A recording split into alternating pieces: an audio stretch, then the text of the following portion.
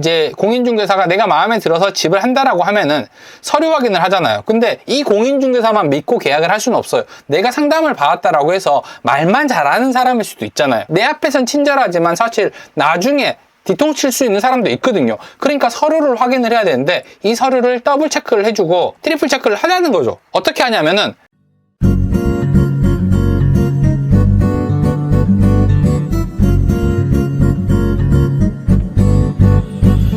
이번 주에 부동산에서 가장 핫한 단어 하나를 좀 꼽자라고 하면은 요건 것 같아요. 안심전세 앱이 나왔다. 자, 안심전세 앱. 요 단어 자체를 굉장히 부동산 뉴스 기사와 뉴스에서도 되게 많이 나왔던 것 같아요. 물론 제가 실제로 들어가서 사용을 해봤는데요. 되게 잘 만들었어요. 정보도 빨리빨리 확인할 수도 있고 보증보험 가입 여부나 조회도 같은 것도 가능하고 이런 것들이 여러 가지 되게 많은데 시장의 평가는 좀 박한 것 같아요. 피눈물 나는 전세 사기, 전세 앱으로 해결하고 물음표가 딱 들어갑니다. 아, 해결? 하고 물어보는 거죠. 안심전세 시세보다 1억 비싸다. 깡통 빌라 떠안을라.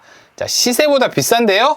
라고 물음표 들어가고 안심전세 믿고 거래하겠나. 자, 기사의 대부분 내용들이 다 이런 거예요.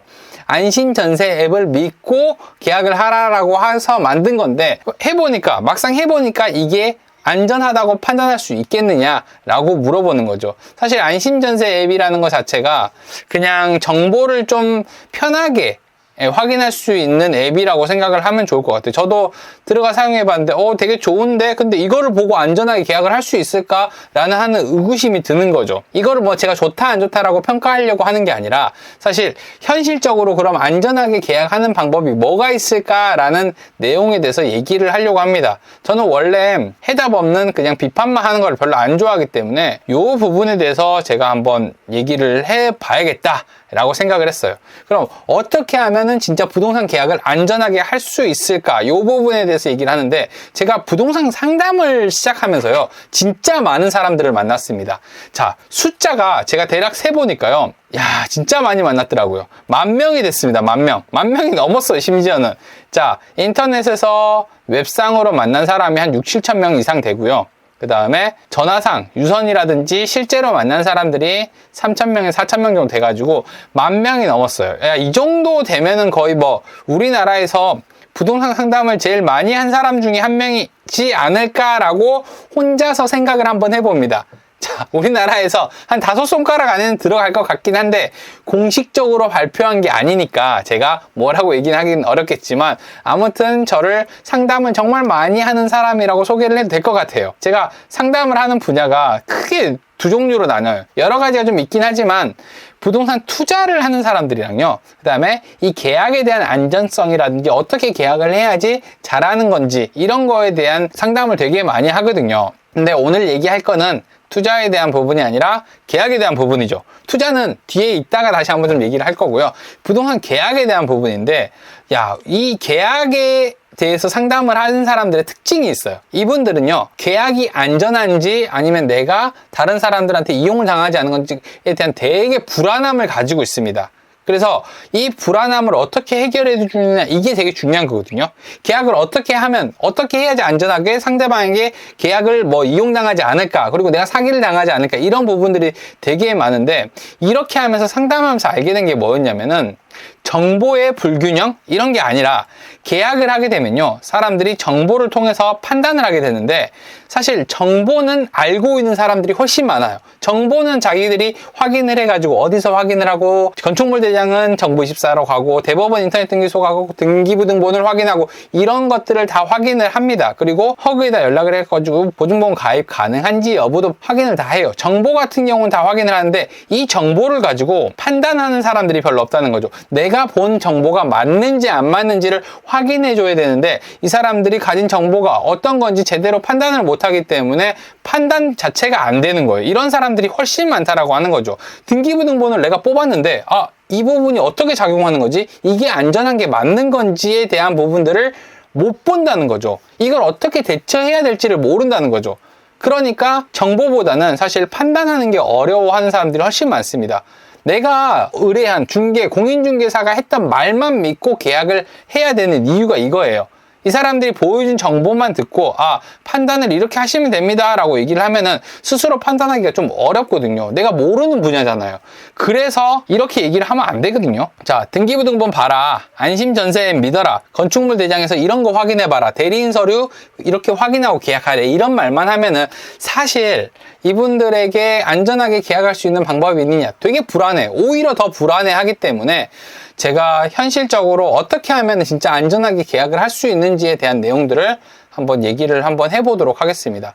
집을 찾고 있는 사람들이나 계약을 하려고 하시는 분들은 사실 지금 내가 알고 있는 과정이랑 똑같이 하면 돼요. 어렵지 않습니다. 과정은 똑같은데 약간의 관점 차이가 좀 있다라고 보면 돼요. 우리가 손품을 먼저 팔잖아요. 네이버 부동산이라든지 직방이라든지 다방 같은 데서 매물을 찾습니다. 인테리어도 보고 그 다음에 가격도 보고 허위 매물이든 아니든 상관없이 어차피 연락을 하잖아요. 싸면 연락하고 좋으면 연락하고 내가 원하는 위치라고 하면은 연락을 합니다. 이렇게 하는 게 맞아요. 손품을 그렇게 해가지고 사람들한테 연락을 해서 이제부터 발품을 팔아야 되는데 요때부터가 다르다는 거예요. 어차피 허위 매물을 걸을 수 없다라고 하면 가서 보고 이 사람한테 상담을 받아봐야 돼요. 이걸 올린 사람이라든지 부동산에게 상담을 받아보고 이 사람이 진짜 믿을 만한 사람인지 아니면 내가 걸러야 되는 사람인지를 스스로 판단해야 된다는 거예요. 허위 매물을 올렸는데 이 사람을 믿고 내가 부동산을 계약을 하겠다라고 생각하는 게 안 돼요. 그러니까 매물만 보고 판단을 하는 게 아니라 사람을 보고 판단을 해야 된다는 거죠. 매물이 아무리 좋아도 이 사람이 사기치려고 하면은 충분히 사기칠 수 있는 거거든요. 그러니까 내가 믿을 만한 공인중개사를 찾는 거에 포커스를 둬야 되는데 보통은 우리가 매물만 보고 그냥 계약을 하려고 하다 보니까 사기라든지 안 좋은 일이 생기는 경우가 많기 때문에 저는 상담을 받고 공인중개사를 선택하는 게 되게 중요하다라고 항상 얘기를 하거든요. 그리고 사실 진짜 이게 중요해요. 계약은 사람이 하는 거거든요.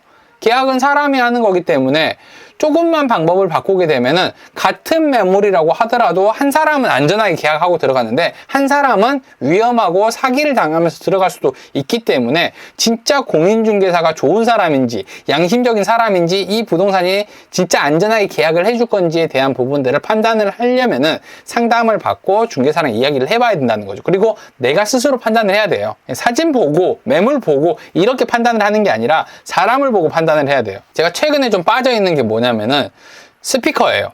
근데 스피커도 마찬가지더라고요. 부동산이랑 거의 비슷했어요. 스피커를 알아보는데 자, 마샬이라는 메이커가 있는데 이 스피커에 짝퉁이 엄청 많더라고요. 그러니까 누가 파는지에 따라서 똑같은 정품이 올 수도 있는 건데 짝퉁이 올 수도 있대요.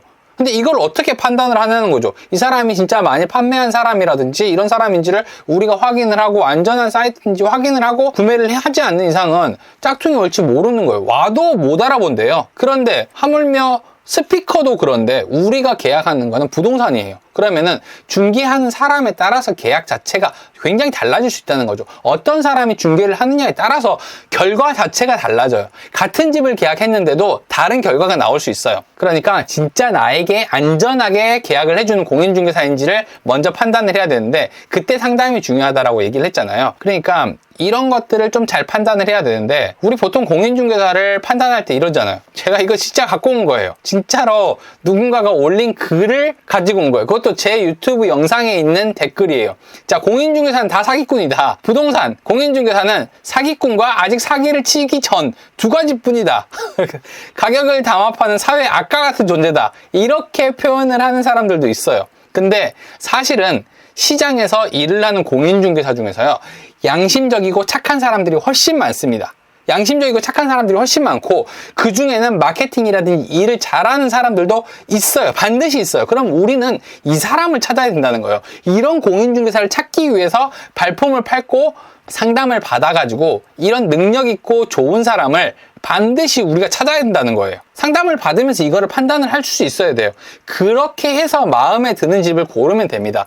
시장에 나오는 매물들은요, 한 집에만 나오는 경우는 거의 없어요. 능력 있는 공인중개사라면은 이렇게 좋은 매물이 나온다라고 하면은 뭐든 다 소개시켜 줄 수 있어요. 공동중개라는 게 있기 때문에 공인중개사가 능력만 있다라고 하면은 매물을 확보해 올 수도 있고 다른 부동산에 있는 매물도 공동중개가 가능하기 때문에 공인중개사가 훨씬 중요하다는 거예요. 그리고 여기서 더블 체크를 해줘야 되거든요. 이제 공인중개사가 내가 마음에 들어서 집을 한다라고 하면은 서류 확인을 하잖아요. 근데 이 공인중개사만 믿고 계약을 할 수는 없어요. 내가 상담을 받았다라고 해서 말만 잘하는 사람일 수도 있잖아요. 내 앞에선 친절하지만 사실 나중에 뒤통수 칠 수 있는 사람도 있거든요. 그러니까 서류를 확인을 해야 되는데 이 서류를 더블 체크를 해주고 트리플 체크를 하자는 거죠. 어떻게 하냐면은 요즘에 많이 사용을 하는 크몽이라든지 네이버 엑스퍼트에 가면은 수백 명의 부동산 전문가들이요 상담을 해줍니다. 그것도 굉장히 저렴한 금액에 10분에서 20분이면요 모든 서류들을 다 확인을 해줘요. 그러면은 이 공인중개사가 진짜로 한 말이 맞는지만 확인하면 되기 때문에